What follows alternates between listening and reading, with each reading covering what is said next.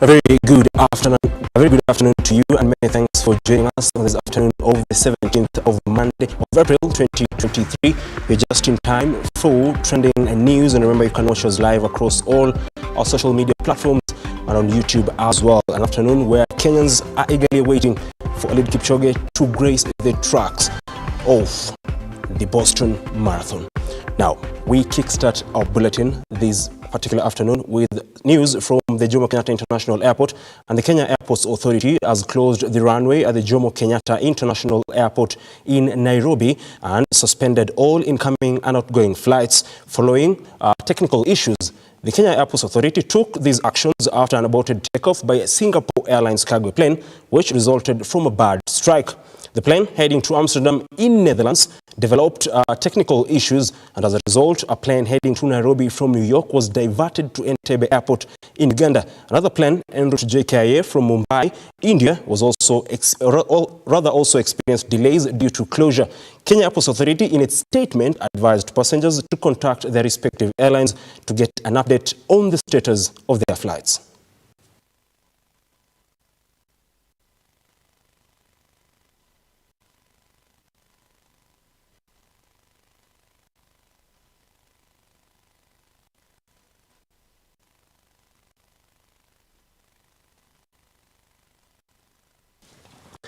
On to the Sudan conflict, and 100 people have so far died in the continuing conflict in Khartoum, Sudan, between the Sudanese army and the paramilitary group Rapid Support Forces (RSF) as the battle for the control of the country intensified. The Intergovernmental Authority on Development, that is IGAD, has called for an immediate cessation of hostilities between the warring parties in Sudan. President William Ruto asked IGAD leaders to take a firm position to restore peace in Khartoum. The leaders called on the Transitional Sovereign Council, General Abdel Fattah al-Burhan and General Mohamed Hamdan Dagalo to stop the war and return to negotiations. IGAD resolved to send South Sudan President Salva Kiir Mayardit, Kenya President William Ruto, and Djibouti Ismail Omar to President Gulay, urging him to take the earliest time possible to reconcile the conflicting groups. They said stability in Sudan is key to the social and economic stability of the region.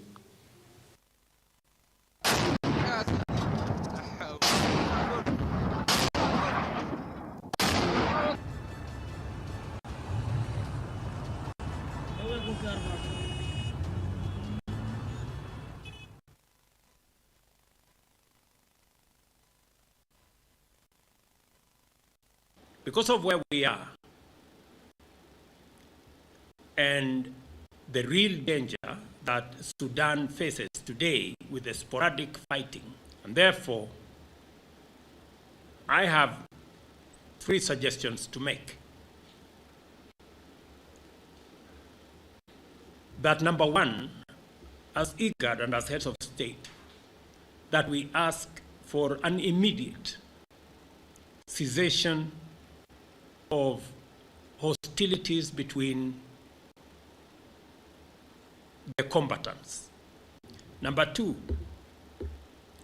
is to move with speed and conclude on this one matter, on the matter that is causing this whole problem. We provide a mechanism as IGAD, together with our partners, on how this single matter of integration of RSF is resolved. The timelines is resolved. We should not allow this single matter to torpedo the whole agreement and the efforts of many Sudanese people, Sudanese institutions, IGAD, AU, and the UN. We should not allow this to go down the drain. We should resolve that single matter as a matter of urgency. And number 3, that we need to send a high-level delegation to Khartoum as and when it is practically possible, but in any case, at the earliest possible, to undertake this final push for an agreement and to also ensure that the agreements that have already been reached are eventually concluded. On that particular note, we take a short breather. We'll be back with more news on what is on the news, with news that are making headlines this particular afternoon.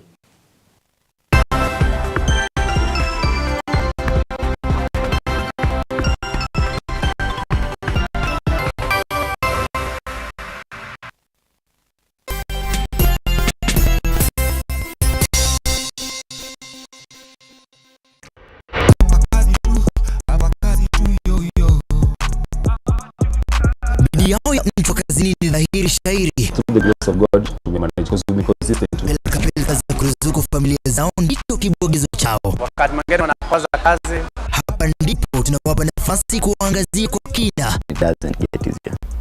So I guess it's been a lot of challenges. Basi kwa uketo kamili, usikose makala ya hapa kazi tu kila siku ya Jumatatu. Our main goal was how do we help one person from Dandora, from this area to better their lives. Sabili kamili kwenye runinga ya Lookuptv na Moses Okech.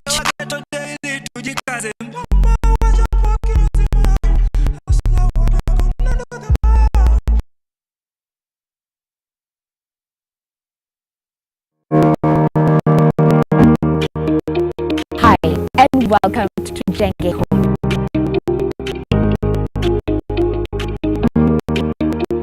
Your number one show when it comes to all things architecture, real estate, property development, interior design.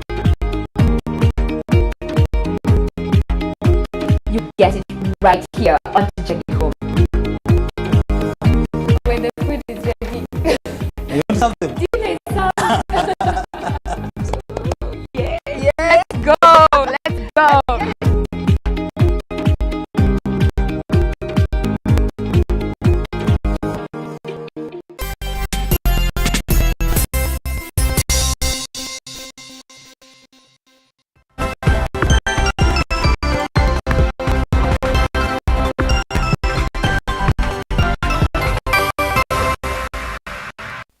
Thank you very much for staying with us.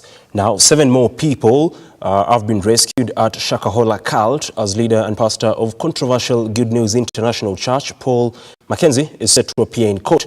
The 7 were rescued on Sunday night in efforts put in place by Edward Member of County Assembly Samson Zia Kahindi, who drove them to the Malindi police station.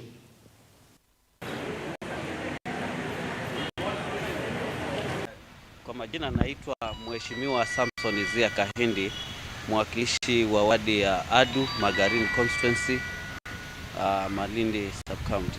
Saa hii tumenusuru na saa hii ukiuliza na wale kuna vijana ambao tuliwaleta juzi wiki iliyopita, pale kama wameonyesha ishara ya kukimbia, wanafungwa kamba za nyuma na miguu.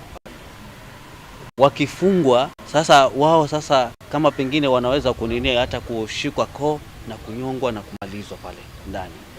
Kwa hivyo halafu cha kushangaza ni kwamba kama ni ugaidi sahihi watofanya pale ugaidi. Kwa jina naitwa Luka Moses, natoka Machakos. Hii kitu ilitokea wakati bibi yangu alianza kuangalia kwa TV 2019. Akaanza kuangalia hii kitu kwa TV ya mambo ya Mackenzie. Kuangalia kwa mambo ya Mackenzie akasema hii ndio kanisa ile mzuri ataingia.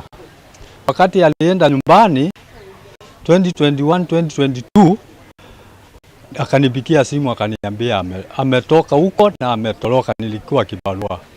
Ametoroka na ameenda ati kwa mahali ataenda kushika Yesu mzuri, mahali ati kuna Yesu, mahali hapo ndio aliona kanisa iko hapo.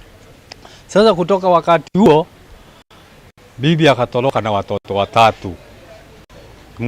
Msichana kijana wawili. Sasa wakatorokea huko. Nikimwambia akinipigia simu nikimwambia arudi ananiambia ati tuko na Yesu huko. Tuko na Yesu. Haturudi huko, tumeama huko. Tuko na Yesu na tunaomba. Sasa wakati wa mwisho, wakati nilimpigia simu akaniambia simu kutoka leo imekatwa. Sitaongea na wewe na mambo Savina imefungwa. Mimi naomba mambo ya serikali Mambo ya kuwekwa kuonyesha makanisa kwa TV ikataliwe na ipungwe kabisa. Ile kitu naomba rais wetu Ruto aingilie hiyo mambo. Na msichana wa dadangu ambaye ametoweka na mwaka mzima tujamuona, lakini mwisho aliwasiliana na mamake wiki 3 iliyopita. Kwa hivyo sisi tulisafiri kuanzia jana mchana wote, tukalala Malindi, tukaamkia hapa kwa kituo hiki cha Malindi. Kiomba serikali yetu tusaidie tuweze kuona wenzetu hata kama wamekufa. Watutolee tuende tuwapumzishe, maana mioyo yetu itakuwa imetulia tusipowaona. A family in Naivasha, Nakuru County is seeking support and justice after their son was tortured a year ago after circumcision, leaving him with the loss of speech, partially paralyzed and with a bill of over 1.5 million Kenya shillings. 15-year-old Paul Muridhi's life was traumatically changed after a visit by youths who hit the class 8 student on the head as part of the traditional initiation that occurs to newly circumcised boys.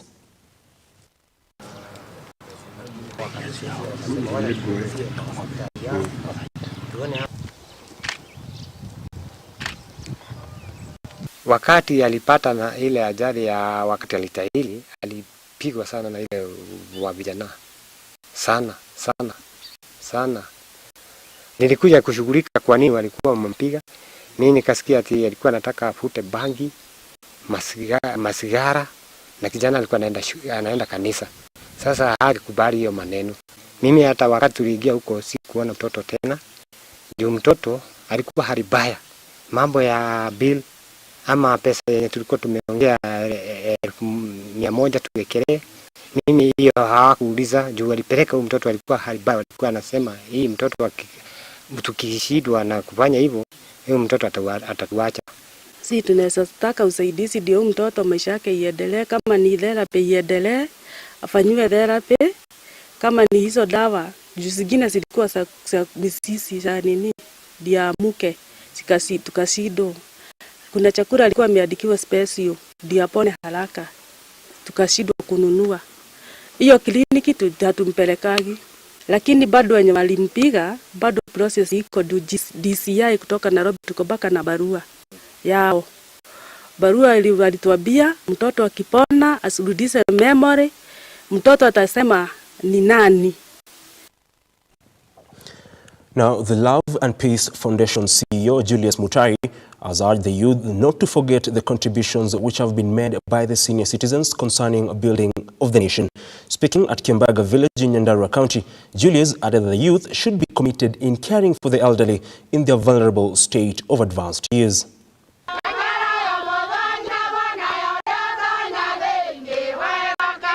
Naomba ya kwamba wale vijana ambao wanaenda huko kupata ajira huko nje, tunaomba ya kwamba wakaweze kukumbuka wazazi wetu. Wakienda wakibarikiwa, wanakuja wanabariki wazazi wetu.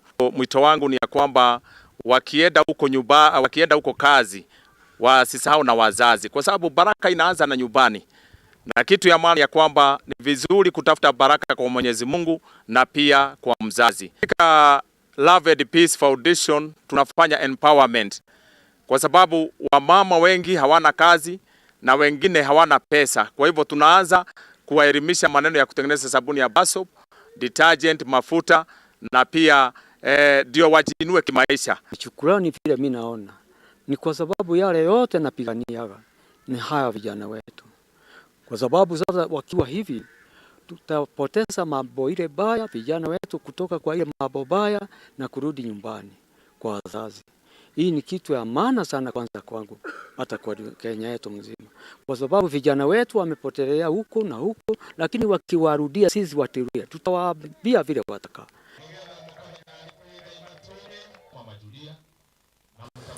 Residents of Nyamarambe in South Mugirango have protested against the closure of Nduru Sub-County Hospital 5 days after withdrawal of health workers following an attack on them by unknown people.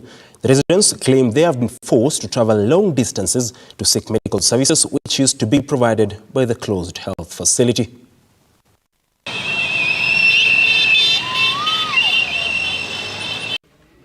Hospitali yetu ya Nyamarambe imefungwa na sababu hatujui. Mashini zetu ambazo zilikuwa hapa zimeondolewa zikipelekwa sehemu zingine. Kwa nini? Kwani hapa South Mugirango hakuna watu ambaye wanaugua malaria, hao wengine wa mama wanaleta watoto. Jibu ni kwamba watufungulie hospitali yetu kwa amani. Nataka ni hospitali yetu ifunguliwe. Tangu juzi, tangu jana wagonjwa wamekuja hapa, wanafika kwa gate, wanarudi, wanaenda hospitali nyingine. Tango sisi tunataka kazi wa madaktari wote kidogo. Madaktari wetu warudishwe, waanze kazi hata si kesho.